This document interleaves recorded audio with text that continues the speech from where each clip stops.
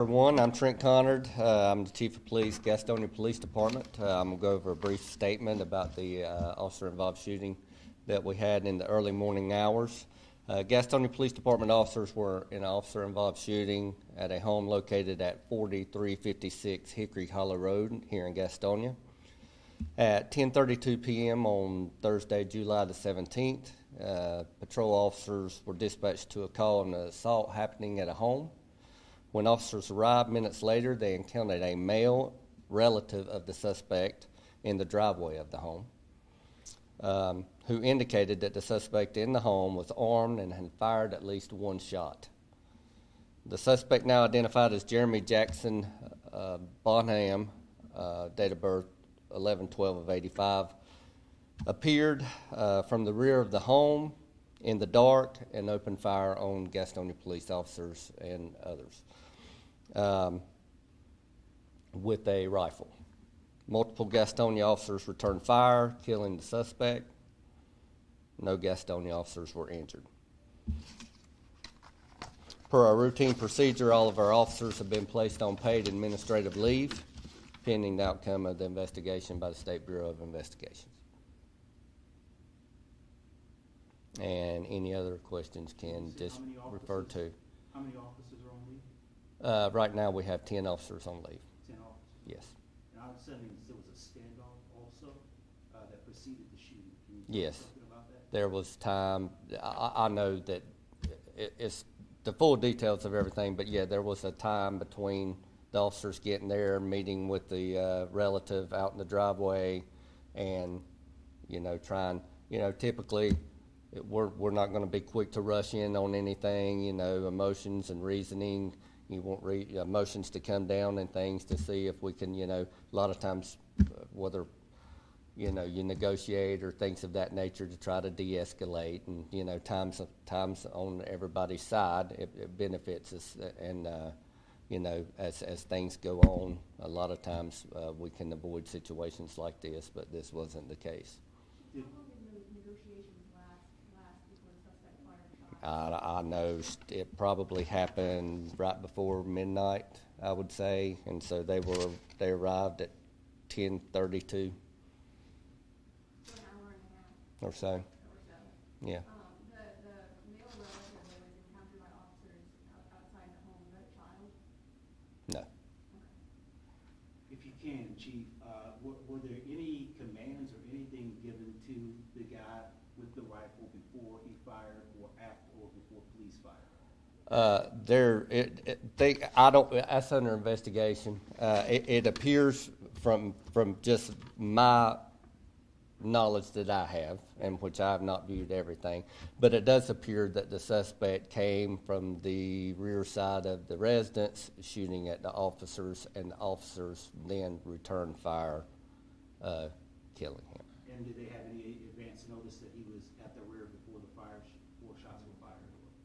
No, when it was very, very dark, and they couldn't have seen him. Can you speak to the unpredictability and the danger of approaching these sort of situations for officers? Yeah, it's extremely dangerous, especially anytime there's a firearm involved in anything, or even any situation. You always have to assume that there's going to be something, and be on the watch for dangerous situations that could eventually hurt anyone. So they're trained for that, and that's what they look for, and then they're trained to react to whatever type of threat, whether it's physical or a weapon involved or whatever. How big is a relief from you when you hear this major situation going on, there's shots fired, and you find out that all of your officers are safe? Well, it is a relief. We never want to. I've been on the other end of that where officers have been injured. That's not a good phone call. It's definitely concern. Any situation like that, and any life that is taken, or any injury, is if we can avoid it, that's our ultimate goal, is for everybody to go home safely.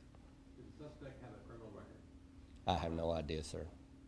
10 officers? 10 officers. So that's going to have lingering effects on manpower?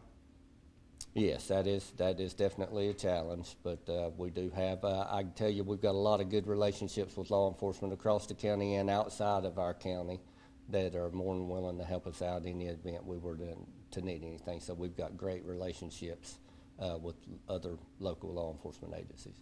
Who's been to that home before?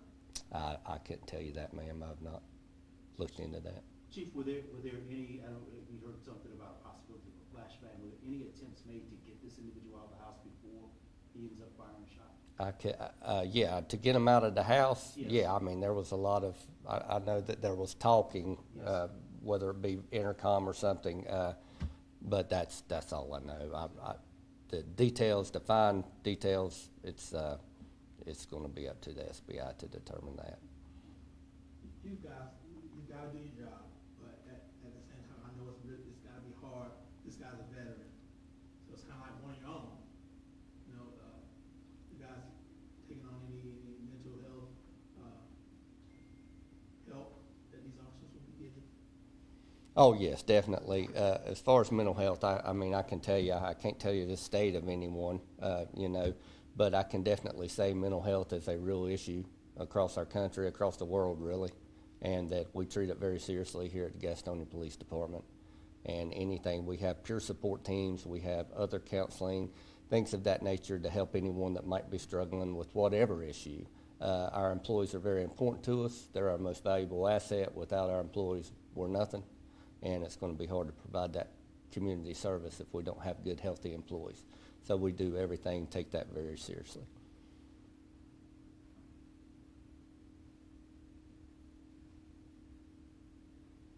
All right. Not to hog everything, but, Chief, again, about 10:30, about 2:30 is when the shooting happened, is that roughly about? No, it was before, right around midnight or after a little bit. I'm not 100% sure on the timing.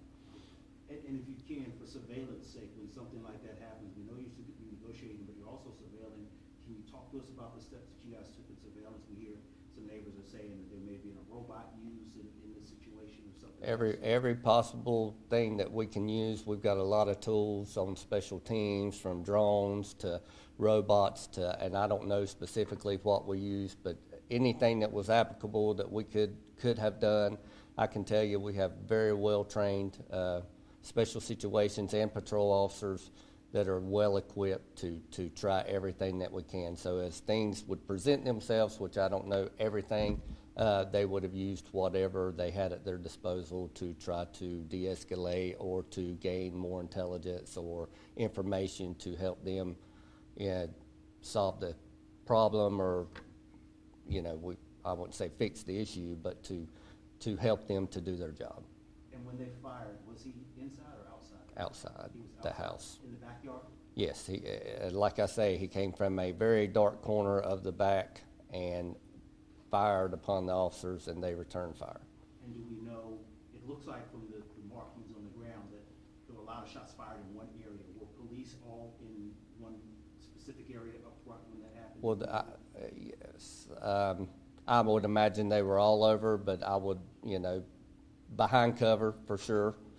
So they're going to be grouped behind certain objects and things to provide cover and concealment. And there was an evacuation, I think, for a gas leak, but I'm not sure if it's related to you guys at all. There were some homes that were evacuated. Did you guys ask for an evacuation during that time? I know that there was a gas leak, not 100% sure, but believed to be maybe from the gunfire at some point, and there was a strong odor of gas, and we requested city fire to come out there. The leak was stopped, and everyone was safe, and anybody that would have needed to be evacuated, I'm sure was. And I know that the bullets were trained on this individual, but it sounds like at least one bullet might have hit a home behind the suspect's home. Do you know anything about that? I don't, but I'm not saying that it's not impossible for something like that. I mean, it could have happened, but I'm not aware of it. Any additional injuries or wounds at all as a result of the shooting that happened last night? Not that I've been briefed on. No, sir. He was a veteran. I'm not 100% sure. How many weapons were found? I did not do the search. The SBI would have done that whole investigation. That would be a question better suited for them. And with your situation, the 10 shots were fired, the 10 officers that are on leave represent 10 guns discharged, I take it, correct?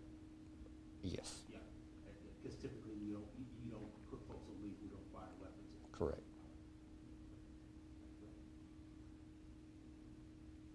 All right, well, thank you very much. If y'all have any other further questions down the road, Did you mention an internal investigation? You guys, is there gonna be an internal investigation also into this? well, yeah, we always look at that. It's the SBI's, they will do the investigation and give their report to us, and then if there, if there is something that wasn't right or policy or something of that nature, then that would be something that would come later through our investigation. But yes, there's always an investigation, but we have to have the investigating agency's information and that report before we can proceed with ours. Anything else from anybody else? Let's go. Thank you very much. If y'all have any questions, feel free to reach out to Bill, and he'll take care of it. Hope y'all have a great day. Is this somebody's glasses? By any